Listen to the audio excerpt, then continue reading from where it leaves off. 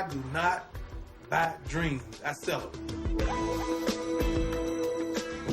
Welcome to the Flagrant Take on Real Estate Podcast, where we hope to inform and educate, so therefore you're able to strategize and execute whatever it is your transactional needs may be in real estate. I'm your host, Fred Johnson, and I thank you for spending some more time with me this week. So let's dive into it. So far we've been focusing more on the buyer side, right? We've been talking about what happens when you can't get pre-approved from the bank. We've discussed the due diligence money and period process to a degree. Not extensively, but we've touched on it. And then recently we had a home inspector, my man Jerry Brown, come through and kind of let you guys know a little bit of what the home inspection process is. But today I want to shift the focus, right? There's usually a separate party involved, and more or less the reason why we're all here, and that's the seller. What's the seller's responsibility? What's the seller's obligation? And what can the seller be prepared to do should they put their house on the market, go under agreement, and they need to know what the next steps are? So let's dive into it, right? First and foremost, as we were talking about the due diligence process and we were talking about the home inspection report, what's the other party like when they get that 30-page report that says this is wrong with your house, this is wrong with your house, and you're seeing all these different things to show imperfections to your home? First and foremost, it's probably a lot to not get offended right off the bat, but you shouldn't. And hopefully you've talked through this with your real estate professional who's been able to let you know, listen, this report's gonna have a lot of itemized items. However, not all of them will need to be addressed. So let's dive into it, right? When the buyers come to the seller and they say, Mr. Seller, Mrs. Seller, whomever seller, these are the things we want you to repair. Are you obligated to fix all of them? Well, that answer is no. Built into the offer to purchase is the expectation that in North Carolina, properties are to be sold as is. However, and I will offer this caveat, we've talked about the real estate, the residential property disclosure document, right?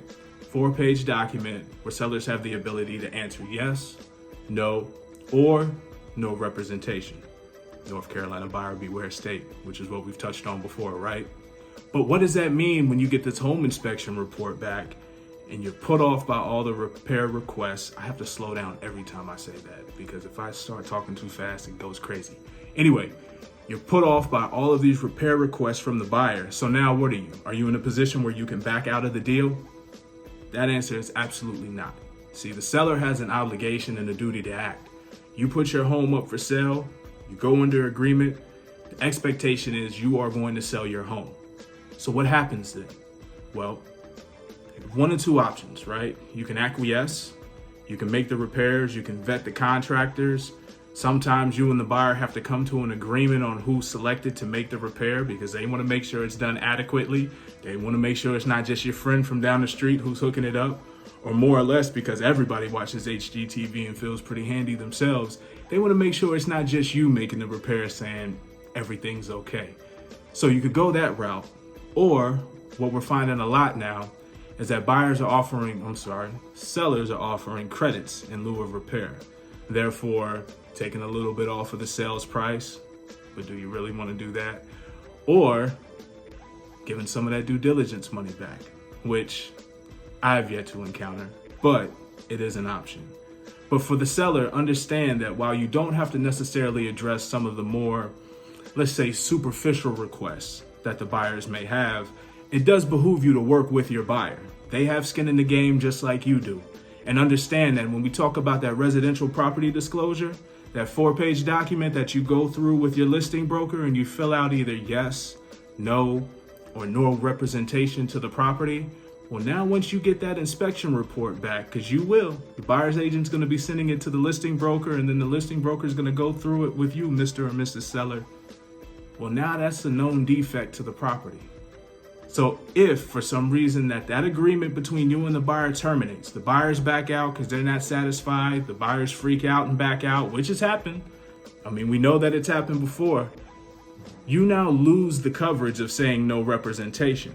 And even if you don't want to answer yes or no, even in light of the new evidence and the new defects you've been made aware of, your broker does have to make everybody else aware. There's a line that I got from my mentor, Miss Vanita Payton. If a broker knows, they must disclose. And therefore, once the defects to the property are known, you really lose that mask of mysteriousness as it comes to your property and another buyer has to go through the process of uncovering it for you. You know, so it has to be made known. And should you put it back on the market, guess what? Those defects do have to be made known to any potential buyer who walks in the door. What it could do to affect your list price, or what it could do to hurt your ability to hit that top dollar number, should that be your motivation, who knows? But that's why, as a broker, I really encourage all parties to remain in the saddle together, hash it out, and reach that destination of settlement, because you're dealing with parties who have an interest in the property. You have an interest in selling, they have an interest in buying. Checkbox number one, right? They're approved, they're qualified, they're willing buyers, they've put due diligence down, earnest money's sitting out in escrow right now. So there's still this anticipation of wanting to go follow through with the process. So therefore, it will behoove you as the seller to follow through and try to figure out what ways in which you can make sure that the buyer's needs are met, your needs are met with as little injury as possible. Furthermore, it does help at times if you were to go with your, listing broker. They do offer the opportunity of having a pre-inspection. And this was something that Jerry and I were able to get to, and unfortunately ended up on the cutting room floor due to some technical difficulties. But you can go through the pre-inspection process, where you're able to at least get some understanding of what's going on in your house. What type of piping do you have? Let's take a look at that roof. Let's make sure everything's good. I know you saw some discoloration in the vents in the bathroom. Let's make sure. It could just be a piping connection in there, and there should be a little drippage. That's fine. That can be rectified.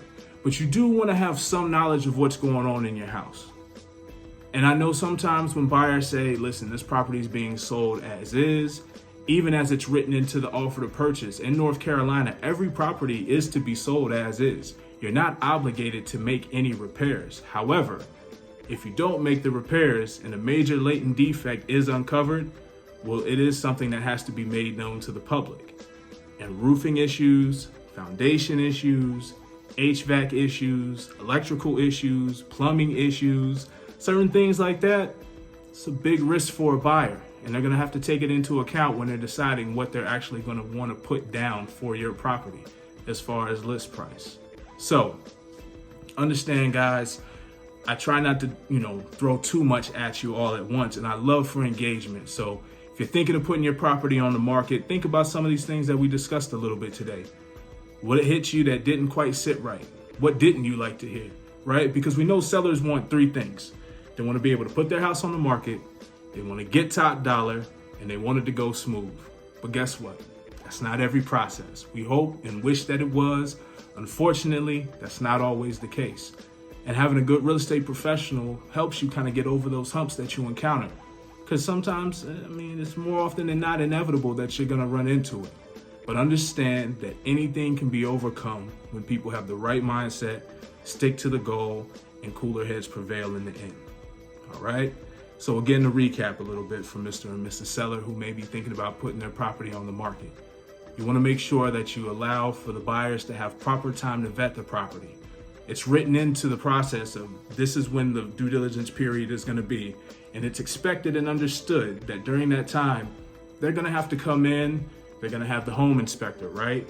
They may get a radon test. So therefore, that's a testing, process that could take 48 hours where they need to set up equipment in the home and let it run.